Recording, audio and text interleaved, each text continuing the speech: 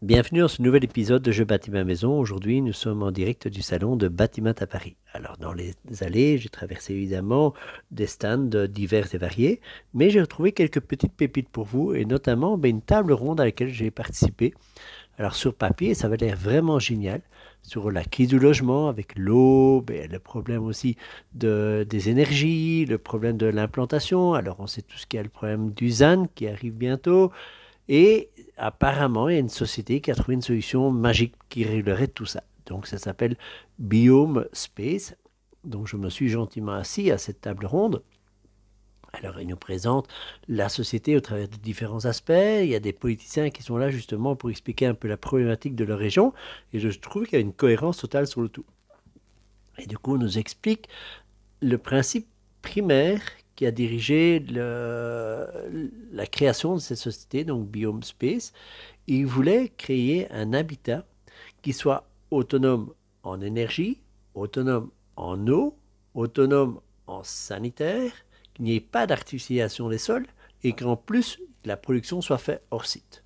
Alors sur papier, tout ça sert pas mal et je trouve qu'il y a quand même pas mal de choses qui sont tout à fait en adéquation avec le projet Je bâtis ma maison. Donc fatalement, je me suis assis et écouté attentivement ces braves gens nous raconter un peu leur projet.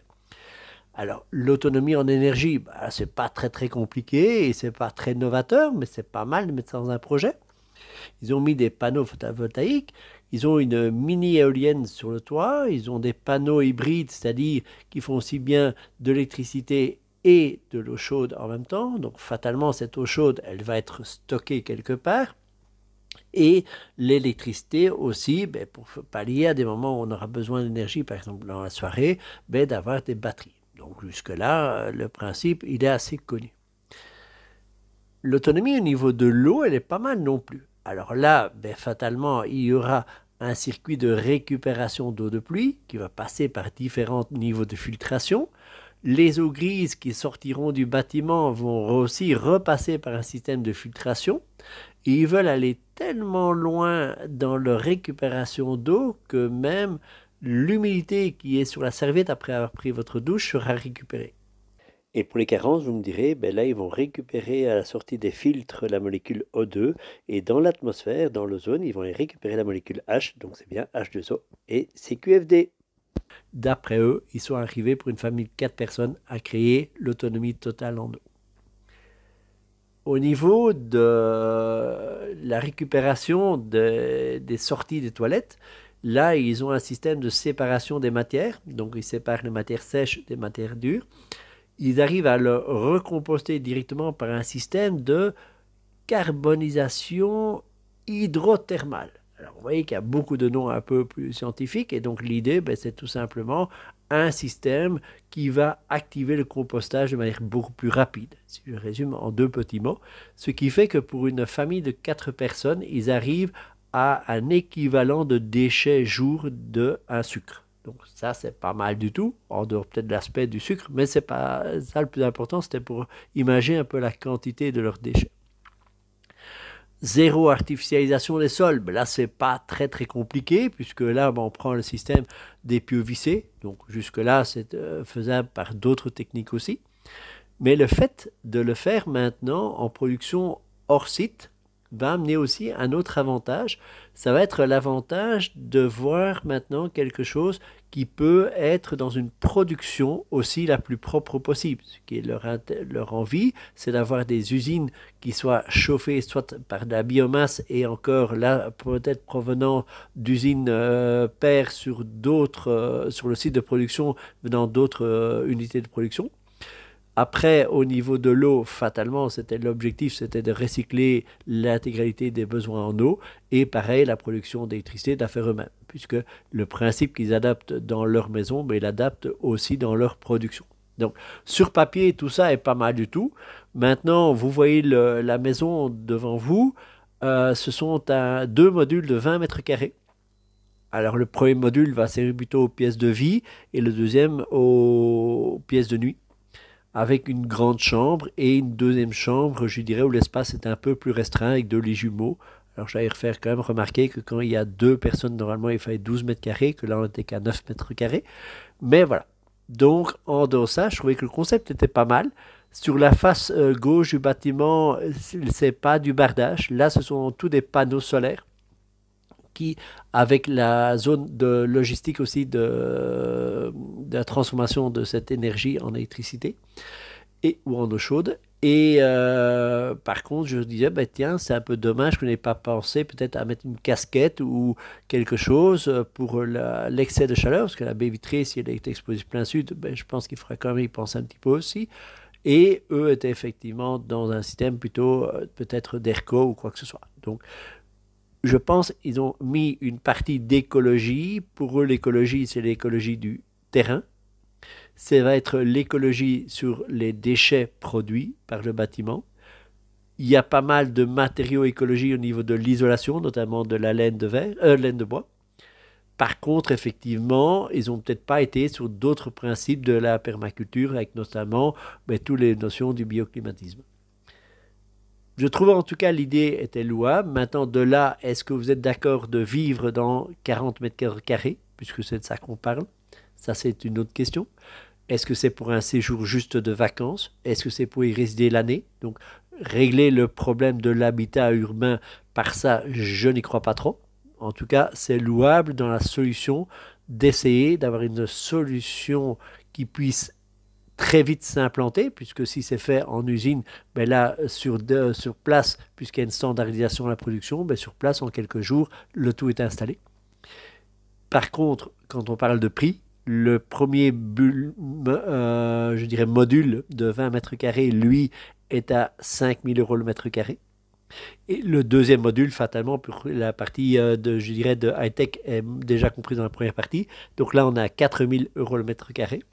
Si vous prenez une moyenne 4 500 sur 40 mètres carrés, plus un petit peu de coût de transport et de montage, ben vous voyez quand même que le coût n'est pas très très bon marché. Mais voilà, au moins c'était une solution et je trouve en tout cas que c'est bien que les industriels commencent à penser à des solutions intelligentes pour avoir un bâtiment qui soit entièrement autonome. Si on peut l'avoir avec beaucoup moins de high-tech, et ce qui est tout à fait faisable, mais je pense que c'est encore un net plus. Mais en tout cas, c'est intéressant de voir la démarche des industriels. Et donc là, on voit le bâtiment extérieur. Devant vous, en dessous des plantes, il y a toute la partie logistique pour le système de filtration de l'eau. Sur la partie de la toiture, vous voyez l'éolienne. Alors, fatalement, leurs copains chinois, ils n'ont pas attendu les Français pour faire d'autres choses.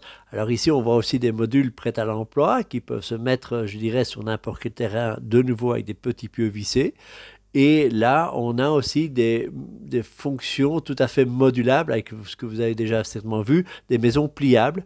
C'est un peu le principe des Chinois. Alors ici, ils ne sont pas du tout sur l'autonomie en énergie, mais ils sont plutôt sur un prix assez agressif. Alors pourquoi j'ai filmé oui, cette expérience chinoise? Tout simplement parce que quand vous faites un chantier, vous pourriez vous dire, voilà, pendant la période de chantier, j'aimerais bien ne pas avoir deux factures de logement et je mets un module de ce type-là que je vais, par exemple, louer. Ça peut être aussi un mobil-home, ça peut être une tiny house, on est bien d'accord. Hein, de trouver un logement sur place le temps des travaux, mais qui ait quand même un certain confort parce que peut-être que dans mon cas, les travaux pourraient durer 6 mois, 1 an, 2 ans.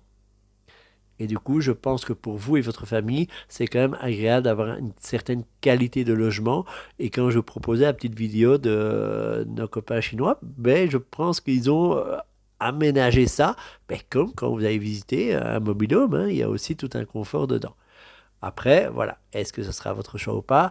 Et il y a probablement, et ça je pense que c'est la partie la plus intéressante, des systèmes de location possibles. Parce que s'il y a des modules qui seront vendus, il y a aussi possibilité de les louer. Et le temps d'acheter, ça peut être aussi une solution. Je vous ai aussi montré cette photo parce que j'avais déjà fait des reportages sur les systèmes de plug and play. Et on était de l'ordre de 1 000 € d'investissement de départ. Alors, système plug and play, pour ceux qui ne connaissent pas, c'est relativement simple et au niveau légal, c'est très facile. Du moment que votre panneau n'est pas à plus de 1,80 m sur sa partie supérieure en hauteur, vous ne devez pas demander de permis. Il faudra juste à votre fournisseur électrique lui faire un petit document pour lui dire que vous fournissez un petit peu d'électricité vous-même. Donc vous le mettez sur la prise et l'électricité que vous allez produire, elle va faire le parcours le plus court de consommation qu'elle rencontre sur son chemin. Je m'explique. Vous avez produit l'électricité, vous l'amenez dans votre maison par une simple prise, et sur son chemin, elle va rencontrer une machine à laver, elle va rencontrer quelques lampes, votre frigo, peut-être un ordinateur.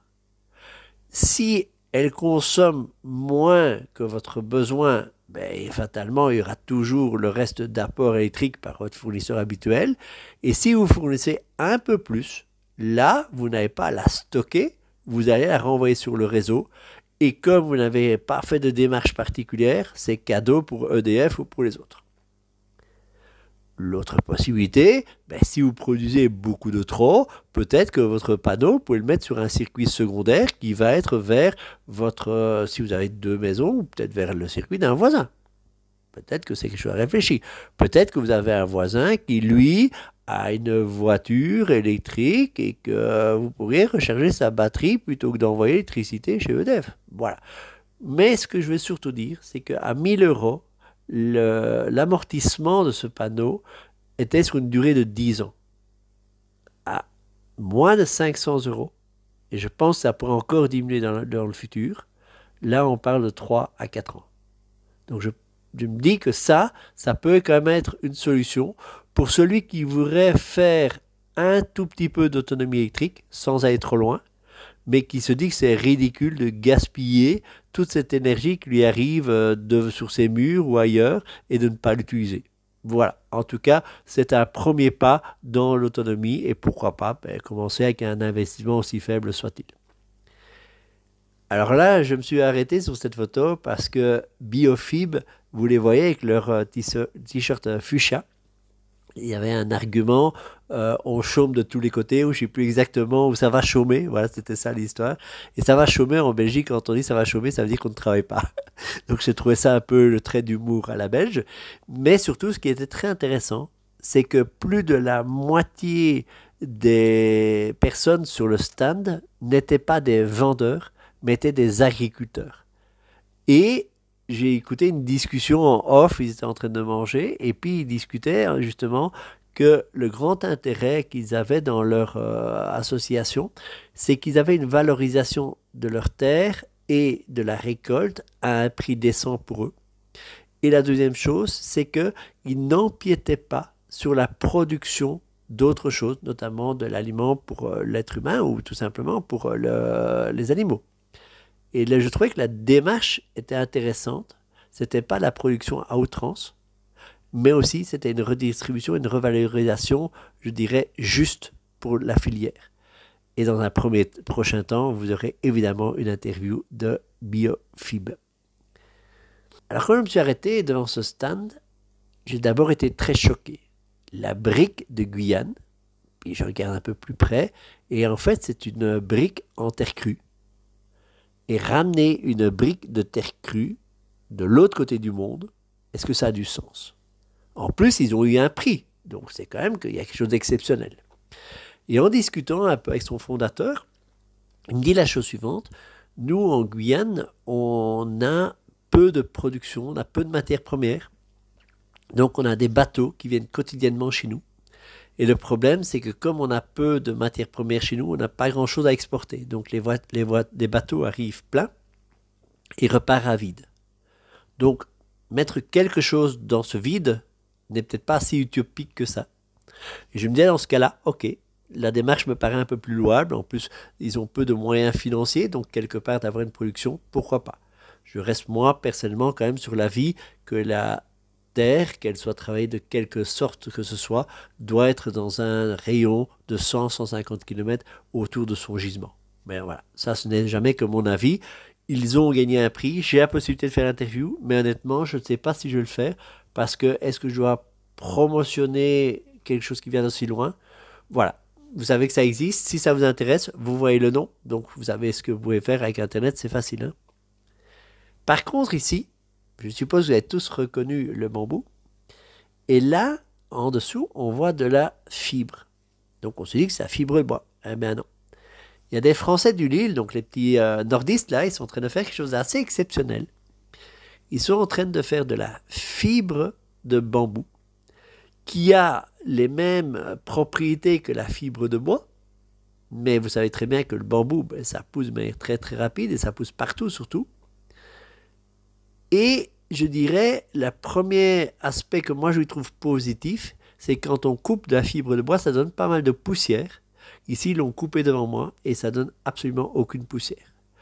Quant à maintenant vous dire les propriétés définitives, je dirais le coût de production, les choses ainsi, c'est un peu trop tôt.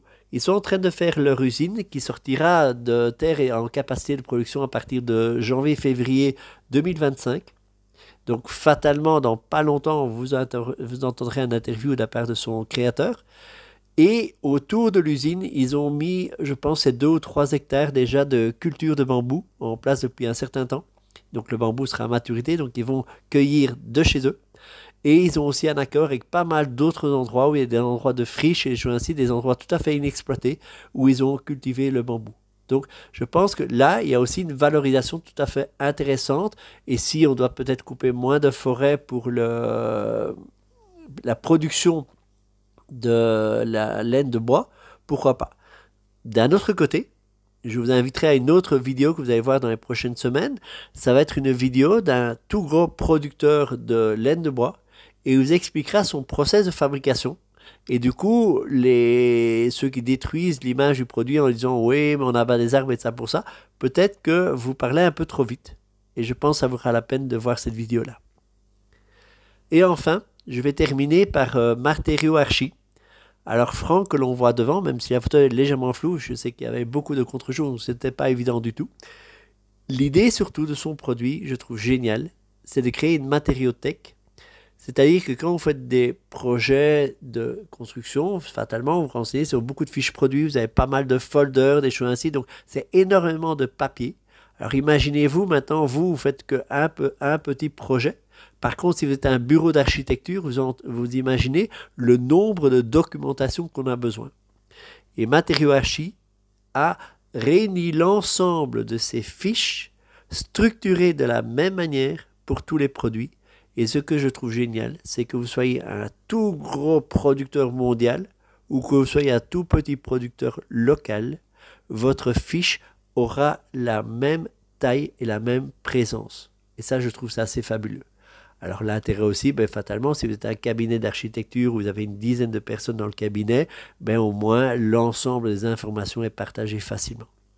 Et pour les élèves de Je bâtis ma maison, ben, dans notre boîte à outils, il y aura fatalement une matériothèque qui aura été faite par Matériaux Archi et qui sera à disposition pour tous les élèves. Et là-dedans, on va mettre quoi? Ben, l'ensemble des matériaux que l'on aura vus durant la formation et à la demande, je rajouterai les matériaux que vous aurez besoin pour votre projet aussi. Donc voilà, dans les prochaines semaines, on aura droit à une interview de la part de Franck et il nous expliquera un peu mieux son process, mais surtout il vous montrera comment ça fonctionne de l'intérieur et que vous soyez professionnel ou simple amateur, eh bien, il y aura des solutions aussi avec des abonnements sur un temps court ou plus long. Voilà, j'espère que ça vous a plu. Si ça vous a plu, ben, comme d'habitude, mettez un petit pouce levé. N'hésitez pas à mettre un petit commentaire, ça fait toujours plaisir.